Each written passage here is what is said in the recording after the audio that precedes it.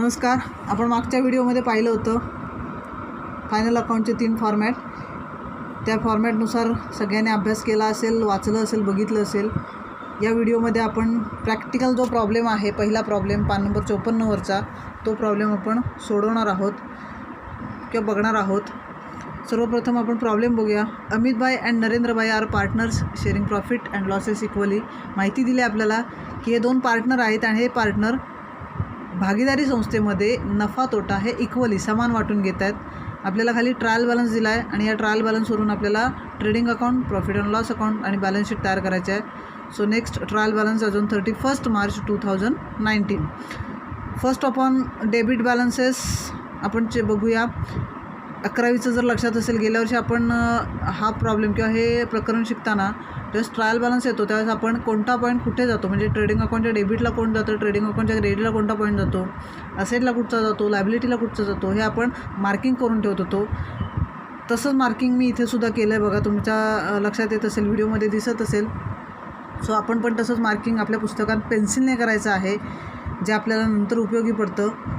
So first बघा, plant and machinery asset, factory building asset, डेटर asset, purchases trading अकाउंटच्या डेबिटला, बॅड डेप्ट प्रॉफिट अँड लॉसच्या डेबिटला, सेल्स रिटर्न. आता एक पहिल्या व्हिडिओमध्ये आपण बघितलं होतं, return inward, return outward, purchase return, sales return.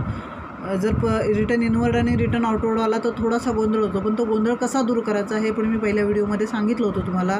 आता इथे सरळ सोप्या पद्धतीत सेल्स रिटर्न दिलेला आहे, म्हणजे हे जे पॉईंट आहेत किंवा हा जो पॉईंट आहे तो सेल्समधून लेस करायचा आहे. सो सेल्समधून लेस होणार, त्यामुळे ट्रेडिंग अकाउंटच्या क्रेडिटला. त्यानंतर 10% गव्हर्नमेंट बॉन्ड असेट, कंसात एक माहिती दिली आहे, परचेस्ड ऑन 1 ऑक्टोबर 2018, म्हणजे 10% government bond. 10% it is an interest. तो रेट दिला आहे आपल्याला व्याजाचा, आणि 40,000ची जी गुंतवणूक केली आहे गव्हर्नमेंट बॉन्डमध्ये त्याची तारीख दिली आहे 1 ऑक्टोबर 2018ला. आता ही इंटरनल ॲडजस्टमेंट आहे, ही कशी सोडवायची ते आपण ॲडजस्टमेंट सोडवताना बघूया. सो त्याच्यासाठी जागा सोडायची आपल्याला.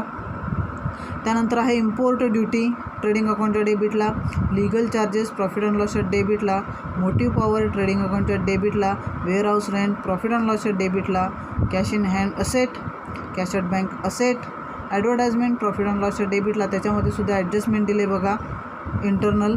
त्या पद्धतीने आपल्याला जागा सोडायच्या आहे. त्यानंतर प्रॉफिट अँड लॉसच्या डेबिटला सॅलरी, रेंट प्रॉफिट अँड लॉसच्या डेबिटला, ड्रॉईंग आपण कॅपिटलमधून लेस करतो त्यामुळे एल लिहिलं आहे बघा.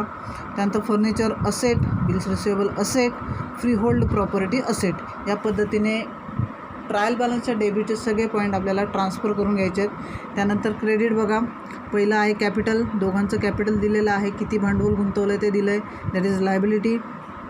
देन सेल्स ट्रेडिंग अकाउंटच्या क्रेडिटला, TC, bills payable, liability, discount trading अकाउंटच्या प्रॉफिट अँड लॉसच्या क्रेडिटला. त्यानंतर creditors liability, RDD that is old RDD. हे पुढच्या व्हिडिओमध्ये आणखीन मी क्लिअर करेन किंवा आत्तासुद्धा करेन. Bank loan liability, purchase return, पुन्हा परचेस रिटर्न दिले त्यामुळे परचेसमधून लेस.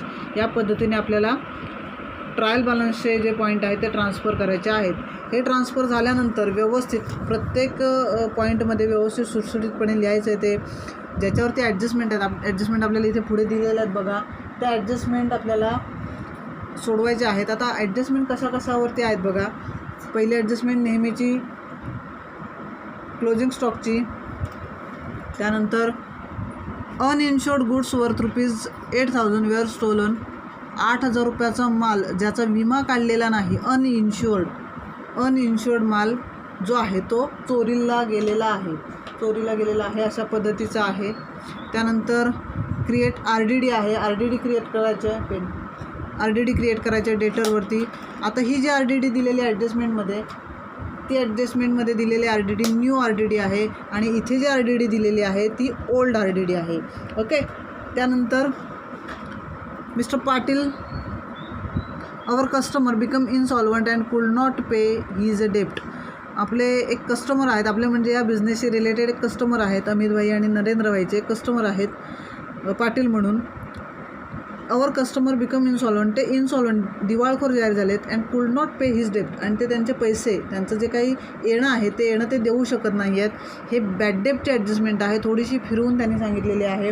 हे न्यू बॅड डेप्ट आहेत. ऑलरेडी आपल्याला इकडे बॅड डेप्ट दिलेले आहेत, हे ओल्ड बॅड डेप्ट, आणि इकडे ॲडजस्टमेंटमध्ये दिले जातात ते न्यू बॅड डेप्ट. ओके, त्यानंतर आहे आउटस्टँडिंग एक्सपेन्सेस आणि depreciation. So one by one आपण ॲडजस्टमेंटचे इफेक्ट बघूया.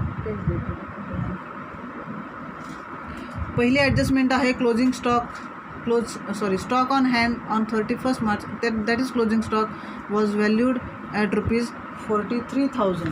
ओके, ह्या ॲडजस्टमेंटचे 2 इफेक्ट होतात, एक ट्रेडिंग अकाउंटच्या क्रेडिटला आणि दुसरा बॅलन्स शीटच्या असेटला.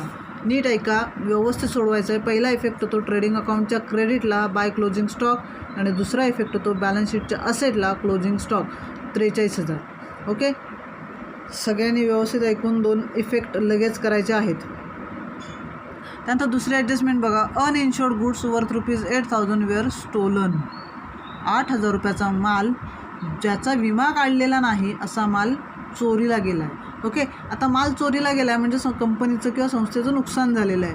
सो पहिला इफेक्ट नुकसान झालं आहे म्हटल्यावरती प्रॉफिट अँड लॉसच्या डेबिटला, लॉस्ट बाय थेफ्ट, चोराने चोरून नेला. आता काय नेला चोरून, तर माल चोरून नेला. म्हणजे बिझनेसमधून माल बाहेर गेला. माल बाहेर जातो तो आपण कुठे लिहितो, तर ट्रेडिंग अकाउंटच्या क्रेडिटला. येते लक्षात. सो पहिला इफेक्ट जो आहे ह्याचा ट्रेडिंग अकाउंटच्या क्रेडिटला by goods stolen by theft, आणि दुसरा इफेक्ट प्रॉफिट अँड लॉसच्या डेबिटला, लॉस बाय थेफ्ट. इफेक्ट लक्षात आलेले असतील. पुन्हा एकदा रिपीट करते बघा. पहिला इफेक्ट ट्रेडिंग अकाउंटच्या क्रेडिटला by goods stolen by theft, आणि दुसरा इफेक्ट प्रॉफिट अँड लॉसच्या डेबिटला to loss by theft. Okay, त्यानंतर तिसरी ॲडजस्टमेंट आणि चौथी ॲडजस्टमेंट मी जरा ठेवते. आपण 5वी ॲडजस्टमेंट बघूया, नंतर मी सांगते त्या ॲडजस्टमेंटचे इफेक्ट. Outstanding expenses. आउटस्टँडिंग येणं किंवा देणं. आता हा खर्च आहे त्यामुळे देणं असणार आहे. लक्षात घ्या, आउटस्टँडिंग या शब्दाचा अर्थ येणं किंवा देणं. इथे बघा, आउटस्टँडिंग म्हणजे येणं किंवा देणं. ओके, आता हा खर्च आहे म्हटल्यावरती तो देणंच असणार आहे. म्हणजे रेंट आहे द्यायचं ₹800 आणि सॅलरी आहे ₹300, म्हणजे हे देणं बाकी राहिले. भाडं आणि पगार, वेतन हे देणं बाकी राहिले. मग आपल्याला प्रॉफिट अँड लॉसच्या डेबिटला आधी रेंट बघूया किती दिले, वर्षभराचं पेड केलं आहे आपण. इथे आहे बघा रेंट, वर्षभराचं रेंट किती पेड केलं आहे, 1,500. हे पेड केलेलं आहे, हा खर्च झालेला आहे ऑलरेडी. हे पेड रेंट आहे. ओके, अजूनही आउटस्टँडिंग आहे, देणं बाकी आहे. ₹1,500 ऑलरेडी पेड केले आहेत, ₹800 अजूनही द्यायचे बाकी आहेत. मग द्यायचे बाकी आहेत म्हणजेच त्या एक्सपेन्सेसमध्ये ॲड होणार. सो फर्स्ट इफेक्ट रेंटमध्ये ॲड करायचं आहे. ओके, लक्षात येतं आहे. ऑलरेडी ₹1,500 ₹1,500 वर्षभरात भाडं पेड केलेलं आहे, रेंट पेड केलेलंच आहे, खर्च झालेलाच आहे. पण अजूनही ₹800 भाडं देणं बाकी आहे. देणं बाकी आहे म्हणजे द्यायला पाहिजे, सो ॲड करायचं ते आउटस्टँडिंग म्हणून. आणि दुसरा इफेक्ट देणं बाकी आहे म्हणजे माझी ती जबाबदारी आहे, मी कोणाचे तरी पैसे देणं लागतो, माझी ती जबाबदारी आहे, म्हणून दुसरा इफेक्ट बॅलन्स शीटच्या लायबिलिटीला, आउटस्टँडिंग रेंट. कळतं आहे सगळ्यांना. पहिला इफेक्ट रेंटमध्ये ॲड करायचं ₹800 म्हणजे 1,500 अधिक 800 आउटरला येणार ₹2300. ओके, आणि दुसरा इफेक्ट मी देणं लागतो म्हणजे मी माझी जबाबदारी आहे, म्हणजे बॅलन्स शीटच्या लायबिलिटीला आउटस्टँडिंग रेंट. ओके, तसंच सॅलरी पण आहे बघा. सॅलरी आउटस्टँडिंग आहे 300. इकडे वर्षभरात सॅलरी किती पेड केले, तर वर्षभरात सॅलरी पेड केले 3,800. ही पेड केलेली आहे, ऑलरेडी खर्च झाला आहे. हा 3,800 पगार गेला आहे. ओके, पण अजूनही ₹300 त्यातले द्यायचे बाकी आहेत बघा इथे. मग द्यायचे बाकी आहेत, द्यायला लागणार आहेत, त्यामुळे सॅलरीमध्ये ॲड. सो फर्स्ट इफेक्ट सॅलरीमध्ये ॲड करा. ओके, सॅलरीमध्ये ॲड केलं. मी पगार देणं लागतो, कर्मचाऱ्यांचं जर काम केलं कर्मचाऱ्यांनी, मी त्यांचे ₹300 देणं लागतो. राहिलेत द्यायचे राहिलेत म्हणजे माझी ती जबाबदारी आहे, त्यामुळे दुसरा इफेक्ट येतो बॅलन्स शीटच्या लायबिलिटीला. ओके, कळतं आहे. त्यानंतर यातली शेवटची ॲडजस्टमेंट बघा. डिप्रिशिएट फॅक्टरी बिल्डिंग आणि फर्निचर दिलेलं आहे आपल्याला काढून. काही वेळेला रेट देतात 5%, 10%, जे काही असेल ते. आता डिप्रिशिएशन बिल्डिंगवरचं आहे 2,500. इकडे बिल्डिंग दिलेली आहे आपल्याला 75,000. 75,000वरती डिप्रिशिएशन म्हणजे घसारा खर्च, झीज खर्च. इथे लक्षात बघा, जी असेट फिक्स्ड असेटवरती काढलं जातं डिप्रिशिएशन. 11वीला टॉपिक होता एक डिप्रिशिएशन म्हणून. 2 मेथडने आपण ते डिप्रिशिएशन काढत होतो. एक फिक्स्ड इन्स्टॉलमेंट मेथड म्हणजे रेट तोच अमाऊंट तीच दर वर्षाला, आणि दुसरं होतं रिड्युसिंग बॅलन्स मेथड म्हणजे रेट तोच राहिला तरी अमाऊंट चेंज होत होते बॅलन्सवरती. दरवर्षीच्या बॅलन्सवरती आपण ते काढत होतो. ओके, आता इथे काढायचं नाही, आपल्याला काढून दिलेलं आहे 2500. तर पहिला इफेक्ट होतो बिल्डिंगमधून ती एवढी अमाऊंट लेस करायची. फॅक्टरी बिल्डिंग 75,000 दिले, त्याच्यातून 2500 वजा करायचे आपल्याला. ओके, वजा करा. आणि दुसरा इफेक्ट होतो डिप्रिशिएशन म्हणजे जी जर घसारा खर्च म्हणून प्रॉफिट अँड लॉसच्या डेबिटला.